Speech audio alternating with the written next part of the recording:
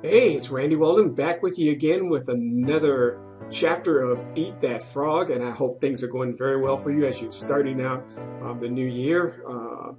Let's go ahead and get started. I'm really excited and just making a lot of progress, and hope you can give me some feedback as well on how well you're doing, and is there anything that we can provide for you as far as resources, or just want to have a chat.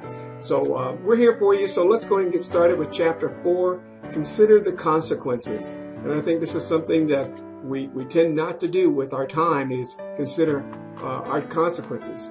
But one thing about successful people, they have a clear future orientation. In other words, they see things much further out, 5, 10 years. They're looking out to the future, and they make decisions about how they're going to behave, what choices they're going to make, because they understand that that's going to have an effect on the long-term direction of where they want to go to reach their ultimate goals.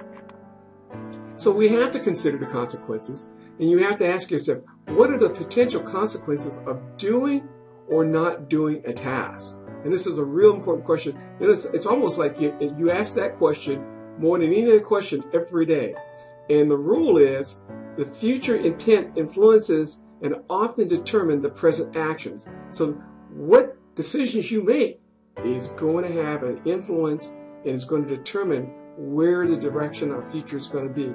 So our present decisions that we make have an impact on the future. So let's look at 3 questions to maximize our productivity so we can get the biggest bang for the buck out of our time. What are the highest value activities do I have? In other words, let's put it this way. What's the biggest frogs I need to eat in order to be a contributor to my company, to my family, or just to things in life in general? And then the next one is, what can I and only I do if done well to make a real difference? This actually comes from Peter Drucker, the management guru for business, is that what can you and you only do if it's done well to make a real difference? You're the person who can make the difference to make it happen. So this is something that we don't pawn off. We take ownership of it. And then finally, what is the most valuable use of my time right now?